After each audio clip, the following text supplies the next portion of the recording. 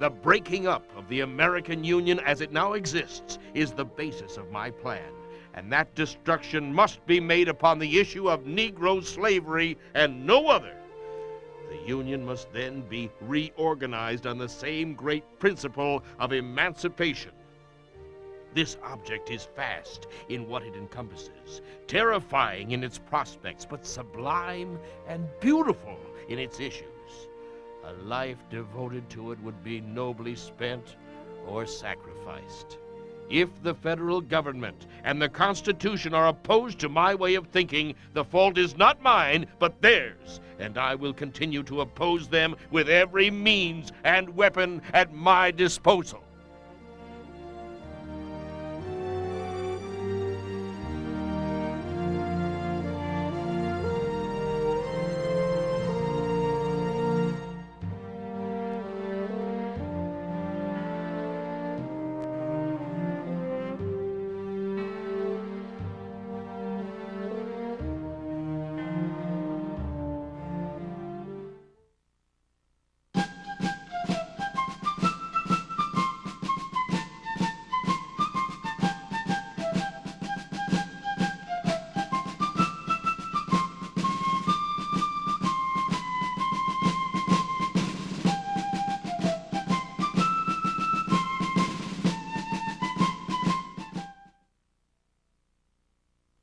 I have, may it please the court, a few words to say.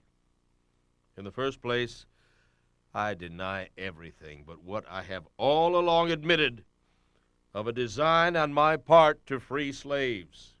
I intended, certainly, to have made a clean thing of that matter, as I did last winter, when I went into Missouri and there took slaves without the snapping of a gun on either side, moving them through the country, and finally leaving them in Canada. I designed to have done the same thing again on a larger scale. That was all I intended. I never did intend murder or treason or the destruction of property or exercise or incite slaves to rebellion or to make insurrection.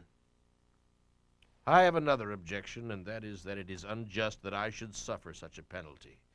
Had I interfered in the matter, which I admit, and which I admit has been fairly proved, for I admire the truthfulness and candor of the greater portion of the witnesses who have testified in this case, had I so interfered in behalf of the rich, the powerful, the intelligent, the so-called great, or in the behalf of any of their friends, either father, mother, brother, sister, wife, or children, or any of that class, and suffered and sacrificed what I have in this interference, it would have been all right.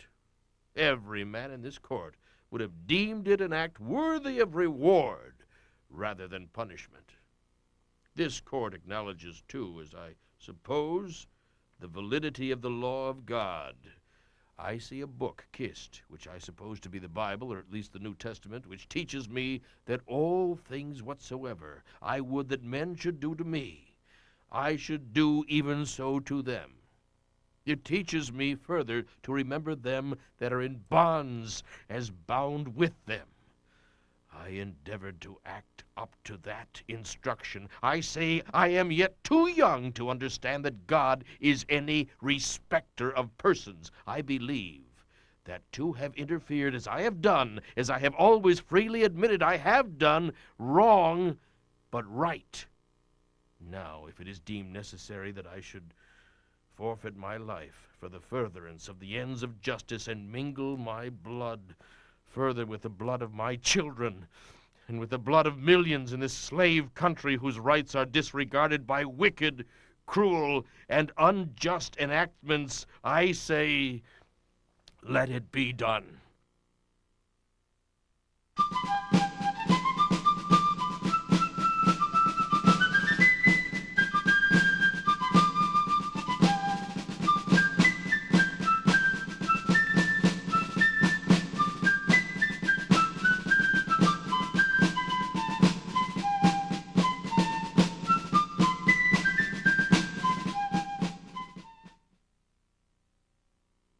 One week ago, a countless host of men, organized into an army, with all the appointments which modern art and practiced skill could devise, invaded the soil of Virginia.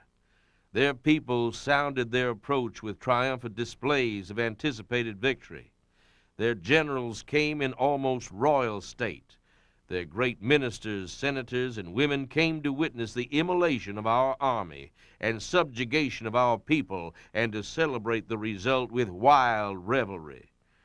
It is with the profoundest emotions of gratitude to an overruling God, whose hand is manifest in protecting our homes and liberties, that we, your generals commanding, are enabled in the name of our whole country to thank you for that patriotic courage, that heroic gallantry, that devoted daring exhibited by you in the actions of the 18th and 21st, by which the hosts of the enemy were scattered and a signal and glorious victory obtained. The two affairs of the 19th and 21st were but the sustained and continued effort of your patriotism against the constantly recurring columns of an enemy. Fully treble your numbers, and these efforts were crowned on the evening of the 21st, gracefully from the field, and made to fly in disorderly rout back to their entrenchments, a distance of over 30 miles. They left open the field nearly every piece of their artillery, a large portion of their arms, equipment, stores, etc., etc., and almost every one of their wounded and dead, amounting together with the prisoners to many thousands. And thus the northern hosts were driven from Virginia. Soldiers, we congratulate you on an even which ensures the liberty of our country. We congratulate every man of you whose glorious privilege it was to participate in this triumph of courage and of truth, to fight in the Battle of Manassas.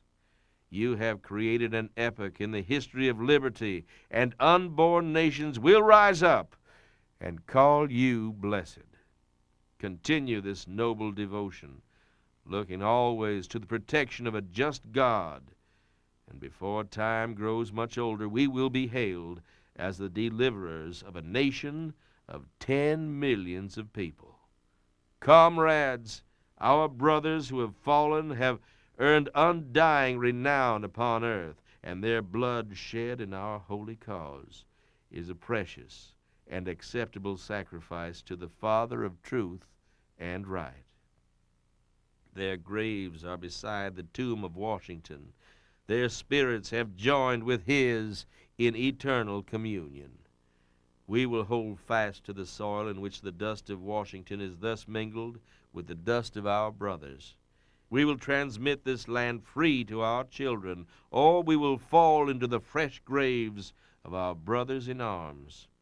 We drop one tear on their laurels and move forward to avenge them. Soldiers, we congratulate you on a glorious, triumphant, and complete victory, and we thank you for doing your whole duty in the service of your country.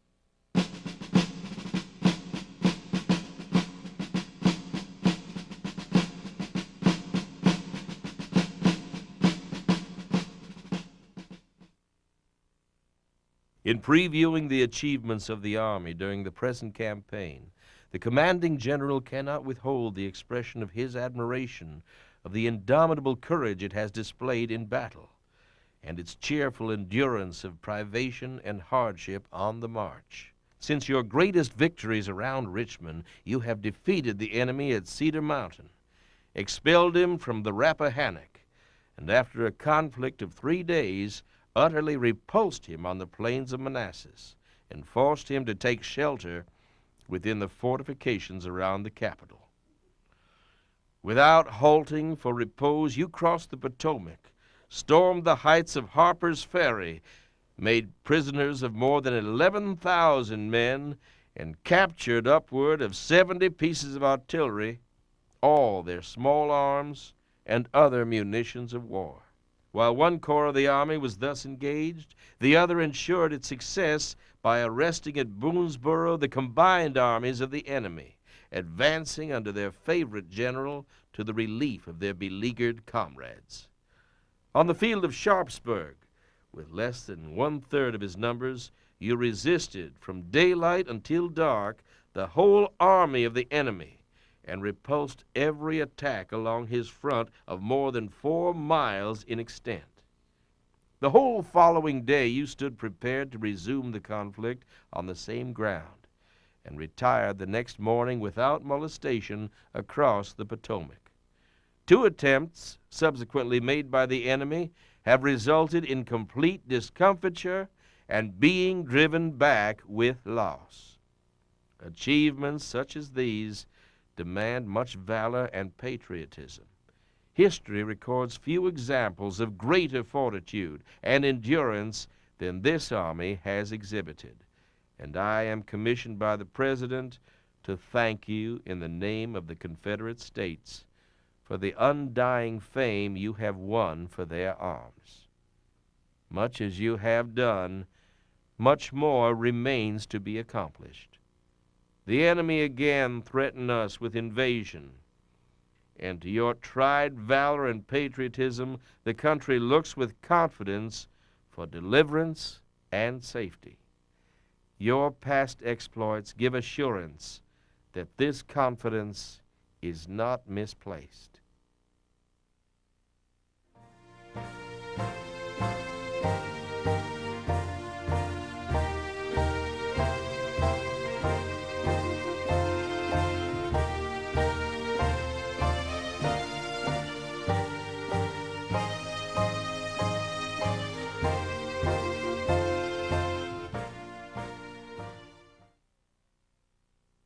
Fourscore-and-7 years ago, our fathers brought forth on this continent a new nation, conceived in liberty and dedicated to the proposition that all men are created equal. Now we are engaged in a great civil war, testing whether that nation or any nation so conceived and so dedicated can long endure. We are met on a great battlefield of that war. We have come to dedicate a portion of that field as a final resting place for those who here gave their lives, that that nation might live. It is altogether fitting and proper that we should do this. But in a larger sense, we cannot dedicate, we cannot consecrate, we cannot hallow this ground. The brave men, living and dead, who struggled here, have consecrated it, far above our poor power to add or detract. The world will little note nor long remember what we say here, but it can never forget what they did here. It is for us, the living, rather, to be dedicated here to the unfinished work which they who fought here have thus far so nobly advanced.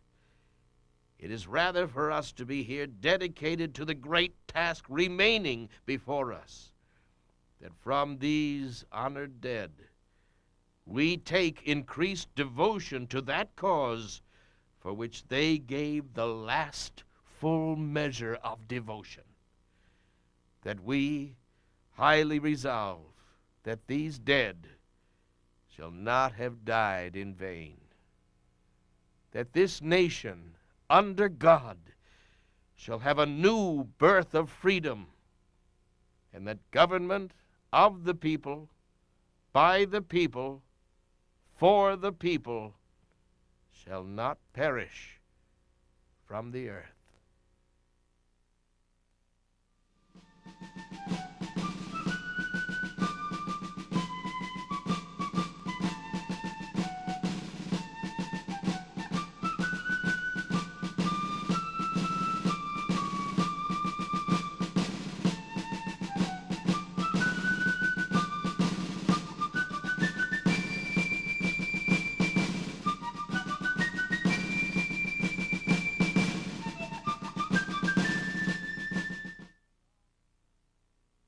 In the long and bloody war in which your country is engaged, you have achieved many noble triumphs. You have won glorious victories over vastly more numerous hosts. You have readily submitted to restraints on your individual will that the citizen might better perform his duty to the state as a soldier.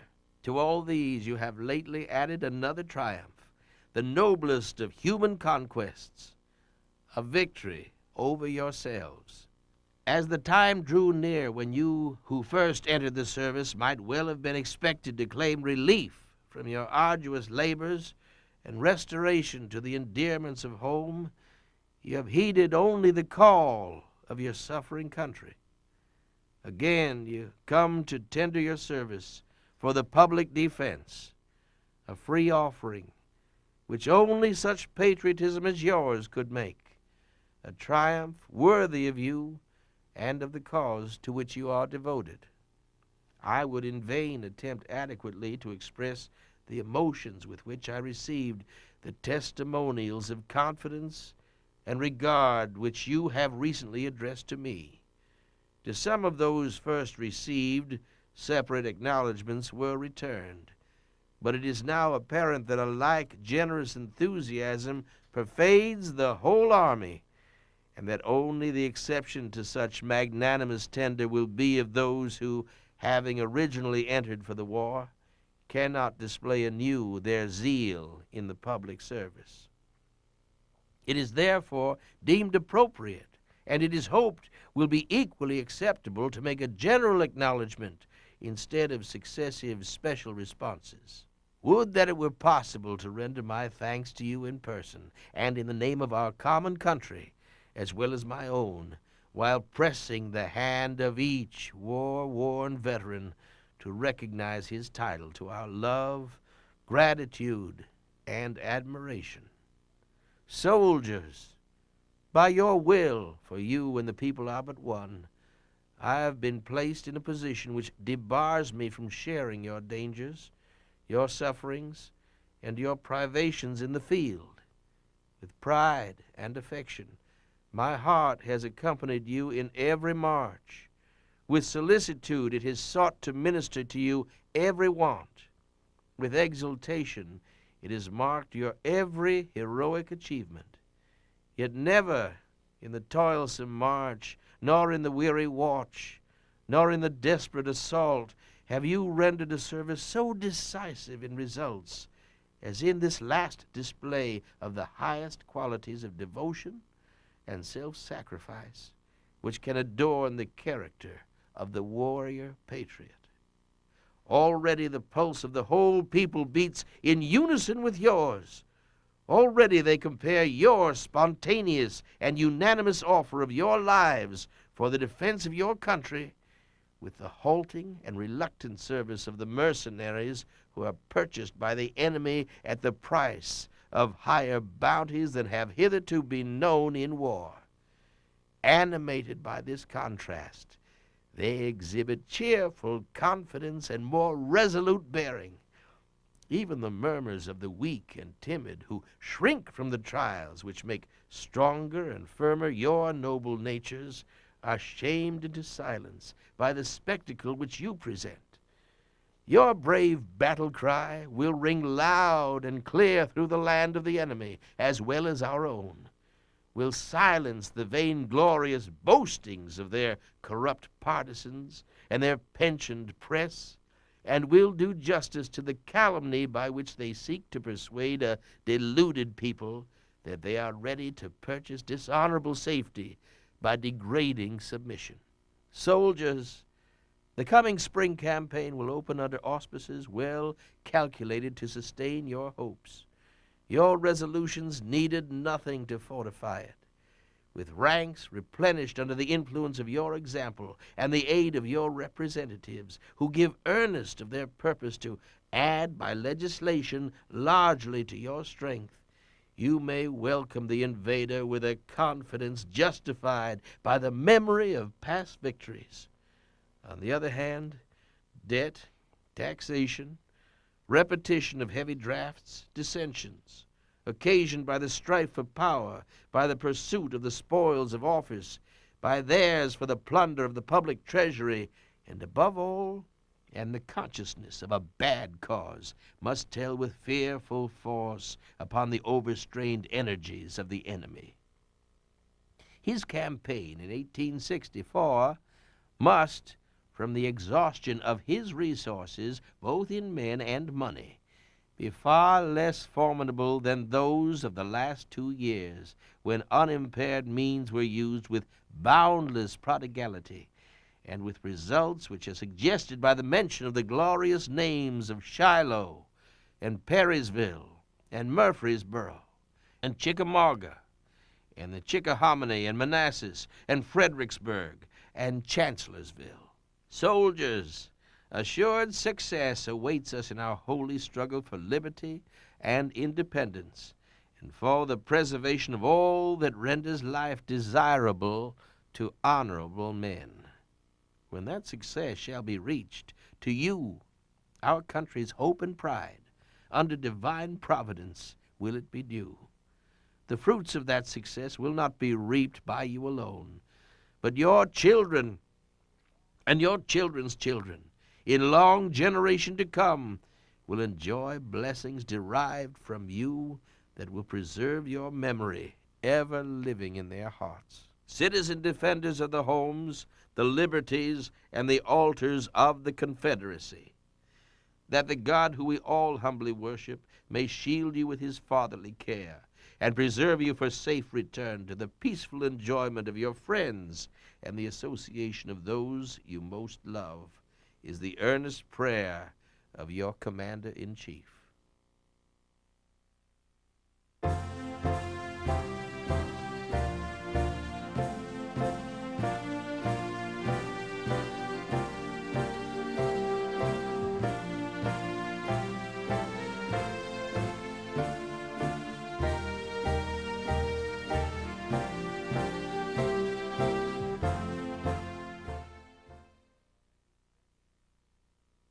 At this second appearing to take the oath of the presidential office, there is less occasion for an extended address than there was at the first. Then a statement somewhat in detail of a course to be pursued seemed fitting and proper. Now, at the expiration of 4 years, during which public declarations have been constantly called forth on every point and phrase of the great contest which still absorbs the attention and engrosses the energies of the nation, little that is new could be presented. The progress of our arms, upon which all else chiefly depends, is as well known to the public as to myself, and it is, I trust, reasonably satisfactory and encouraging to all. With high hope for the future, no prediction in regard to it is ventured. On the occasion corresponding to this 4 years ago, all thoughts were anxiously directed to an impending civil war. All dreaded it. All sought to avert it. While the inaugural address was being delivered from this place, devoted altogether to saving the Union without war, urgent agents were in the city seeking to destroy it without war, seeking to dissolve the Union and divide effects by negotiation. Both parties deprecated war, but one of them would make war rather than let the nation survive, and the other would accept war rather than let it perish. And the war came. 1/8 of the whole population were colored slaves, not distributed generally over the Union, but localized in the southern part of it. These slaves constituted a peculiar and powerful interest. All knew that this interest was somehow the cause of war. To strengthen, perpetuate, and extend this interest was the object for which the insurgents would rend the Union ever by war, while the government claimed no right to do more than restrict the territorial enlargement of it. Neither party expected the war, the magnitude, or the duration which it has already attained. Neither anticipated that the cause of the conflict might cease with it even before the conflict itself should cease. Each looked for the easier triumph and a result less fundamental and astounding. Both read the same Bible and prayed to the same God, and each invokes his aid against the other.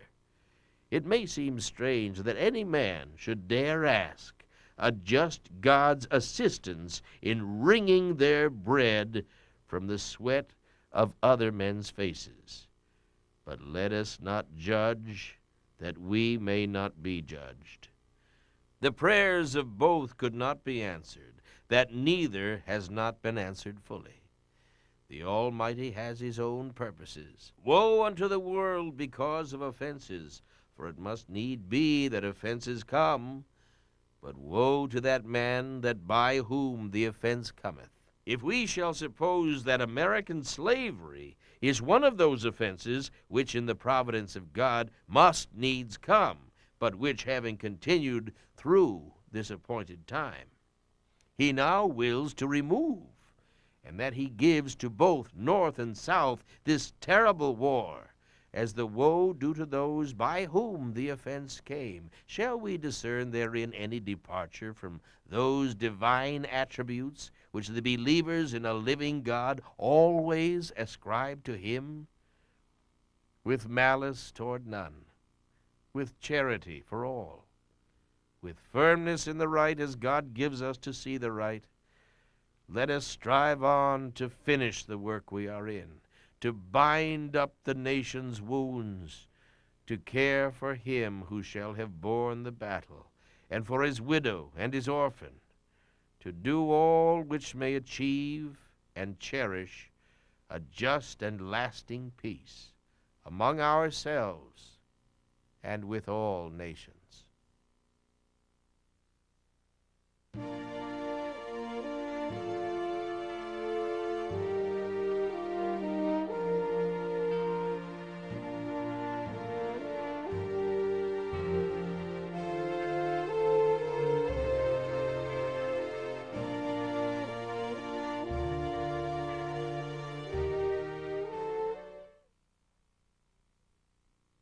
I give full credit to your statements of the distress that will be occasioned, and yet shall not revoke my orders, because they were not designed to meet the humanities of the case, but to prepare for the future struggles in which millions of good people outside of Atlanta have a deep interest. I assert that our military plans make it necessary for the inhabitants to go away, and I can only renew my offer of services to make their exodus in any direction as easy and comfortable as possible. You cannot qualify war in harsher terms than I will. War is cruelty, and you cannot refine it. And those who brought war into our country deserve all the curses and maledictions a people can pour out. I know I had no hand in making this war, and I know I will make more sacrifices today than any of you to secure peace. But you cannot have peace and a division of our country. You might as well appeal against the thunderstorm as against these terrible hardships of war. They are inevitable, and the only way the people of Atlanta can hope once more to live in peace and quiet at home is to stop the war, which can only be done by admitting that it began in error and is perpetuated in pride. We don't want your Negroes, or your horses, or your houses, or your lands, or anything you have. But we do want and will have a just obedience to the laws of the United States. And if it involves the destruction of your improvements, we cannot help it. By the original compact of government, the United States had certain rights in Georgia which have never been relinquished and never will be. The South began the war by seizing forts, arsenals, mints, custom houses, etc., etc.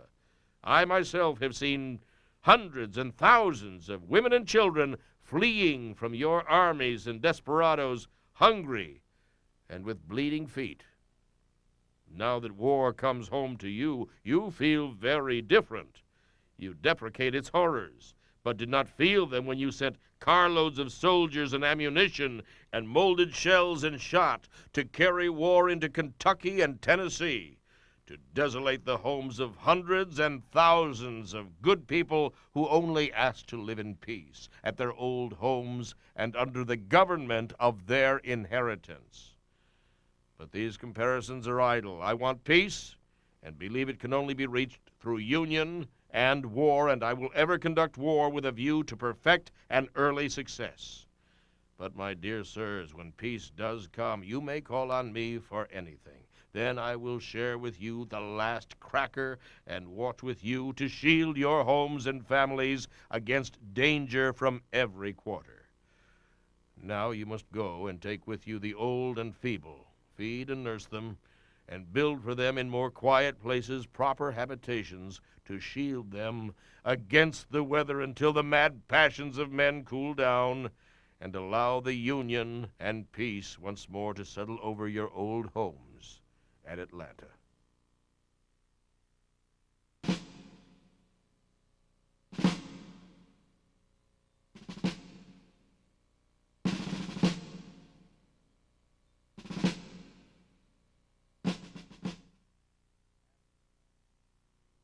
After 4 years of arduous service, marked by unsurpassed courage and fortitude, the Army of Northern Virginia has been compelled to yield to overwhelming numbers and resources.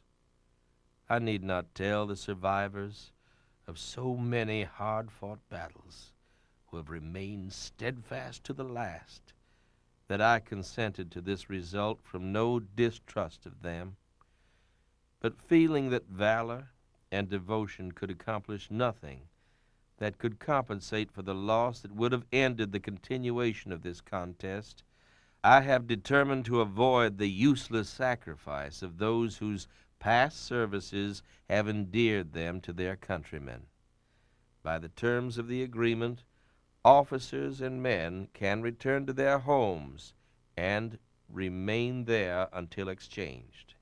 You will take with you the satisfaction that proceeds from the consciousness of duty faithfully performed.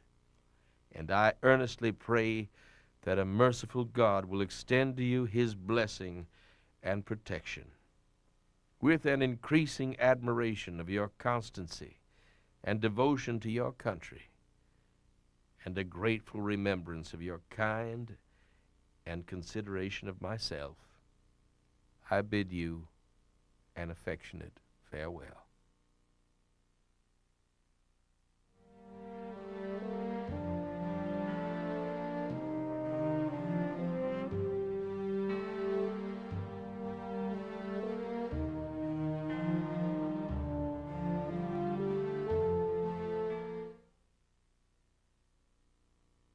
For the present, it is enough to affirm the equal manhood of the Negro race.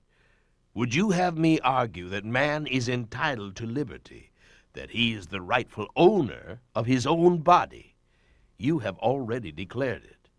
Must I argue the wrongfulness of slavery? Is that a question for Republicans? Is it to be settled by the rules of logic and argumentation as a matter beset with great difficulty, involving a doubtful application of the principle of justice? Hard be understood? How should I look today in the presence of Americans dividing a discourse to show that men have a natural right to freedom, speaking of it relatively and positively, negatively and affirmatively? What? Am I to argue that it is wrong to make men brutes, to rob them of their liberty, to work them without wages, to keep them ignorant of their relations to their fellow men, to beat them with sticks, to flay their flesh with the lash, to load their limbs with irons, to hunt them with dogs, to sell them at an auction, to sunder their families, to knock out their teeth, to burn their flesh, to starve them into obedience and submission to their masters? Must I argue that a system thus marked with blood and stained with pollution is wrong? No, I will not. I have better employment for my time and strength than such arguments would imply. What to the American slave is your 4th of July? I answer, a day that reveals to him more than to any other days of the year the gross injustice and cruelty to which he is a constant victim. To him your celebration is a sham, swelling vanity. Your sounds of rejoicing are empty and heartless. Your denunciations of tyrants, brass-fronted impudence, your shouts of liberty and equality, hollow mockery. Your prayers and hymns, your sermons and thanksgivings, with all your religious parade and solemnity, are to him mere bombast, fraud, deception, impiety, and hypocrisy. A thin veil to cover up crimes which would disgrace a nation on earth guilty of practices more shocking and bloody than are the people of these United States at this very hour. Go where you may, search where you will, roam through all the monarchies and despotisms of the old world. Travel through South America, search out every abuse, and when you have found the last, lay your facts by the side of everyday practices of this nation, and you will say with me that for revolting barbarity and shameless hypocrisy, America reigns without a rival.